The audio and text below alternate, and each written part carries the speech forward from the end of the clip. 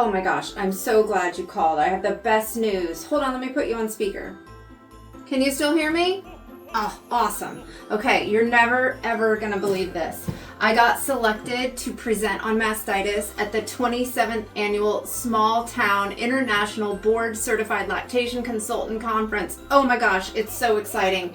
And the best part is it takes place in my hometown this year.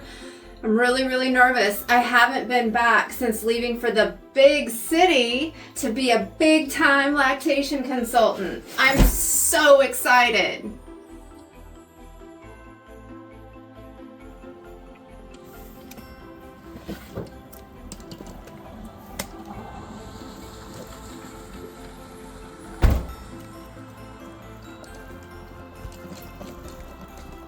Hello? Hello? Hello? No bars? Oh no! I'm so sorry, are you okay? Is that you, little Misty Schneidwind? I haven't seen you since you left our small town to go be a big city, big-time lactation consultant. Yes, it is me. I'm here for the 27th annual Small Town IBCLC conference being held right here at the inn. I can't believe it. After all these years, you've come back to our small town, and at holiday season no less. I help out here at the inn when I can because you're struggling to stay in business. Hopefully, the 27th annual Small Town IBCLC conference will bring in more visitors. And did you notice how much flannel I wear nowadays? It's so weird being back here. They don't even have cell signal or Wi-Fi. It's crazy. But I did run into the boy I used to have a crush on before I left for the big city. Well, I think I better get off the phone. I'm gonna go shower, relax by the fire with some hot cocoa, and practice my presentation. Talk to you later. Toodles! Oh, this room came with this amazing fireplace at this small town inn, but it's just so fancy I can't figure it out. Oh, it's gotta be one of the, oh, there we go. Awesome.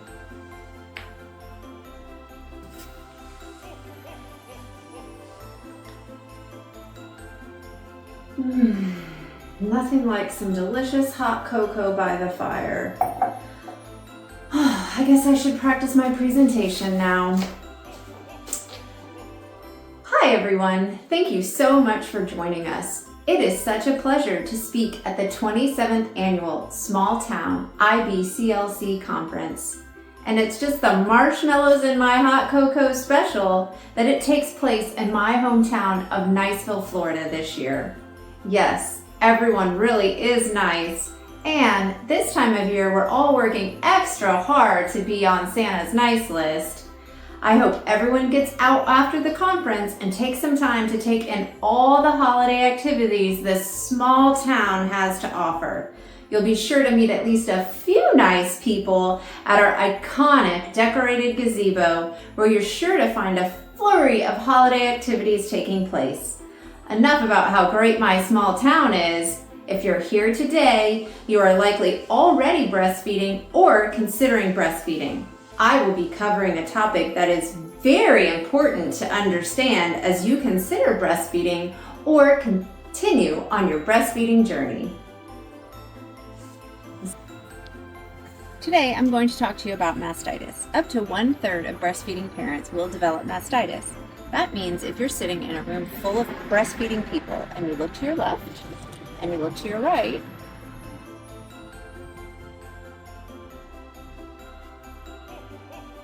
well, guess what? One of the three of you is likely to be the winner of the "Oh no, I have mastitis" game, making mastitis almost a rite of passage for breastfeeding. But have no fear, today we're going to talk about what mastitis is, preventing it, things you definitely don't want to do if it happens, and finally, things that you should do. A quick Google search will tell you that mastitis is an infection of the breast, and while it can develop into an infection, it rarely is.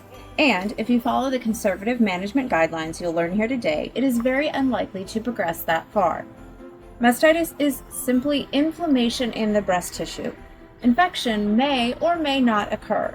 And most cases of mastitis resolve with conservative management and do not require antibiotics. During mastitis, the inflammation may cause the breast to be swollen, red, tender, or warm to the touch. This disruption may cause your body to develop a low-grade fever or mild body aches. If this occurs, contact your LC, who will remind you of the conservative management we will learn here today. If your symptoms do not improve in 24 hours with conservative management, or if you have a high fever or more than mild body aches, then contact your provider, who may need to prescribe antibiotics. Remember, mastitis is not contagious. It does not pose a risk to the infant, nor do any of the antibiotics prescribed to treat mastitis. Breastfeeding should continue as normal during treatment for mastitis.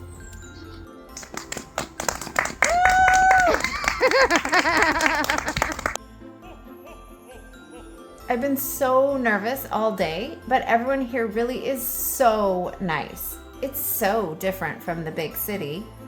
I got some really helpful feedback, and I think my presentation went really, really well.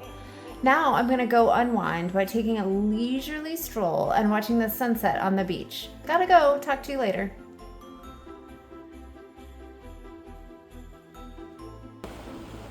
Hey, I didn't expect to see you here. You must be getting filled with the holiday spirit. So great here in our holiday town. I heard your presentation was fantastic. The whole town is abuzz about it. Oh, that's such awesome news.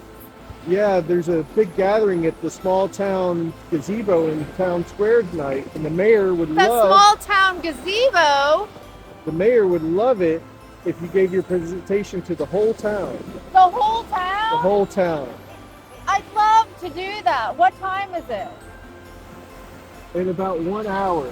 Oh, goodness. Are we going to make it in time? If we hurry. Let's go. Okay.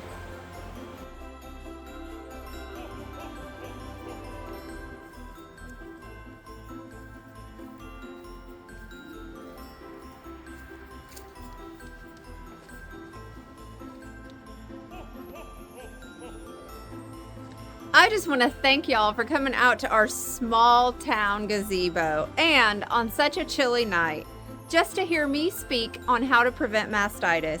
It's just sweeter than cookies fresh from the oven. Okay, let's talk about preventing mastitis. We all know we never want this to happen to us, but we also remember that we might be the 1 out of 3 unlucky winners of the "oh no, I have mastitis" game. Remember, mastitis is inflammation, so that's what we want to focus on, reducing inflammation. Okay, here are some tips and tricks to reduce inflammation and keep that milk moving. 1, a good rule of thumb is to only feed the baby when the baby is hungry. This is about 8 to 12 times a day for a newborn. And just don't pump any more than is needed to feed the baby. We all have different reasons for pumping and storing, but very, very few of us need a freezer full of milk. All right, number 2, also avoid skipped feedings or pumping sessions. Remember, you want to keep that milk moving. Number 3, if you are pumping, make sure that the flange is the right size for your nipple. All right, you can see an LC to size you for that. A wrong size flange will make pumping take longer, and honestly, who has time for that? Number 5, don't wear a tight-fitting bra. No. Instead, find a good fitting and supportive but not tight bra. Number 6, last one, y'all. And unless prescribed by an LC, don't use a nipple shield. I know your mom or your sister or that influencer told you need one, but the truth is, unless the LC told you, then you most likely have another issue that your LC can help you resolve, and without the use of extra equipment. So that's it. That's prevention. Simple, right? Thank you so much for joining me here tonight. This has been more special than hearing carolers at your front door. Toodles!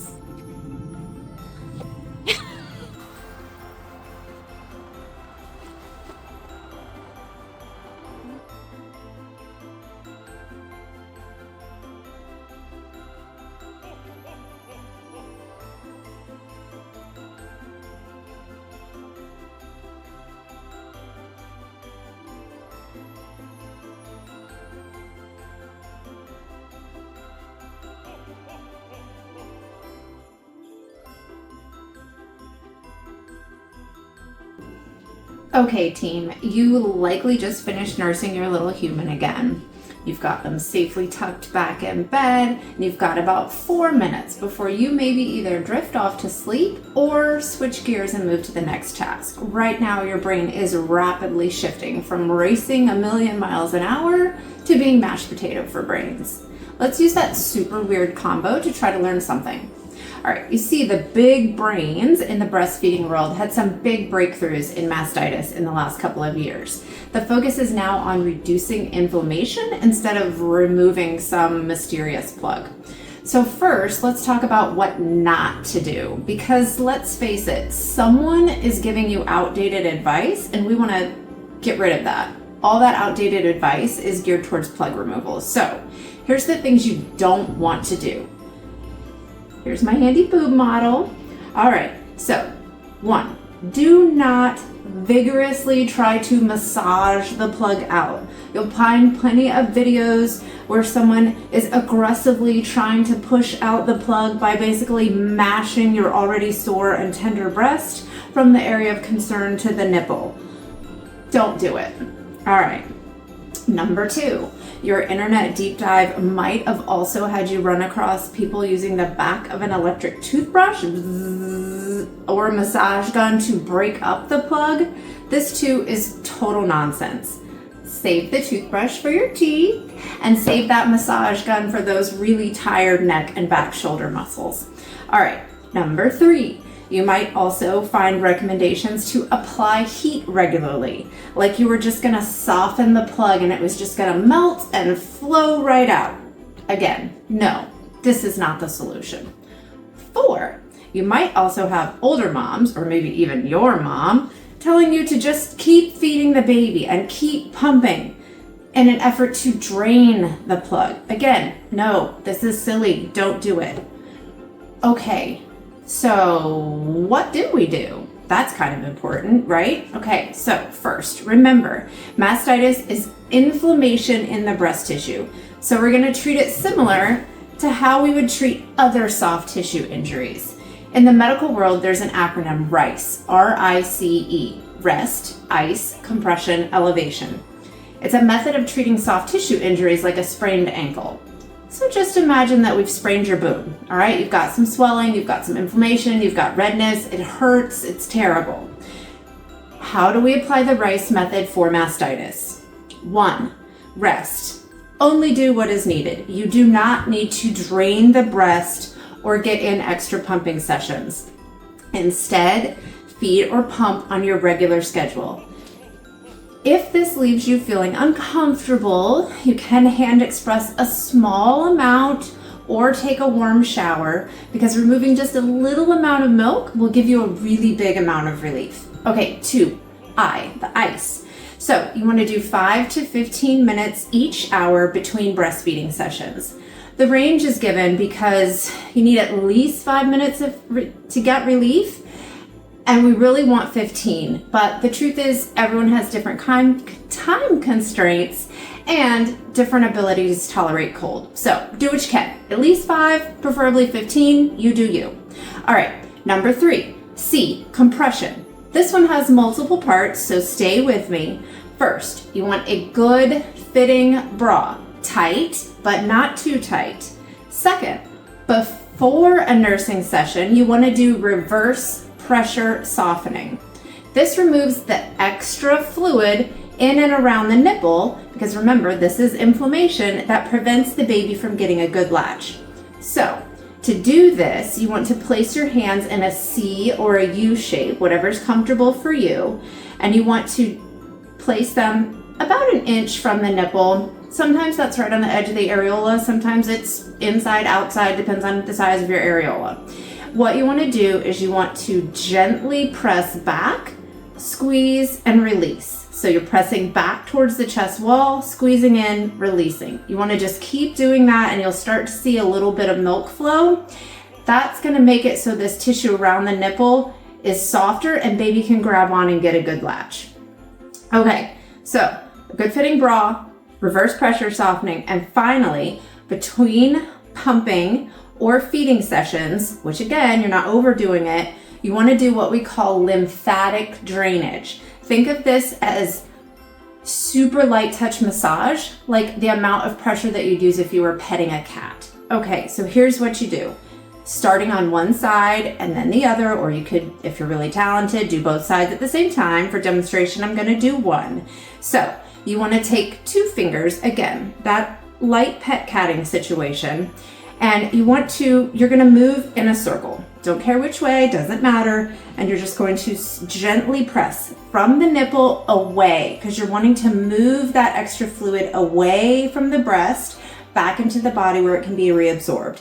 You're gonna come all the way out towards the sternum, towards the belly button. When you're over in this direction, you're gonna go up towards the collarbone, this bone right here, or you're even gonna go all the way into the armpit when you're working out in these regions.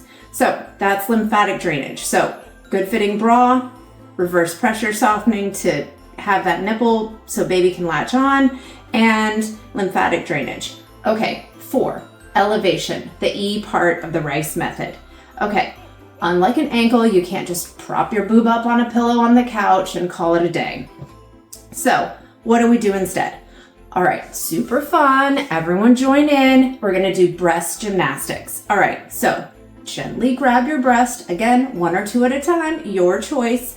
What I want you to do, grab the breast, lift up, hold, move to the left, hold, move to the right, hold, move in a circle one way, slowly, move in a circle the other way, slowly, and then let go. If I let go, it's gonna fall. Your boobs will hopefully not fall off. Okay, so, and then you can just repeat that as needed for comfort. You can't overdo it with that. That just gets things moving. Again, it moves that extra fluid back into the body so that it can be absorbed and that swelling can go away. All right, the last one, additionally, if your healthcare provider has approved the use of NSAIDs, such as ibuprofen, you can use them here as well, because again, they're gonna reduce that swelling, and as an added bonus, they're gonna help with pain. As always, you wanna stay hydrated, eat healthy, exercise, and reduce stress where possible. I hope this information helps you on your breastfeeding journey. And remember, your friendly neighborhood LC is an excellent resource for all things breastfeeding. Don't forget to like and subscribe. Toodles!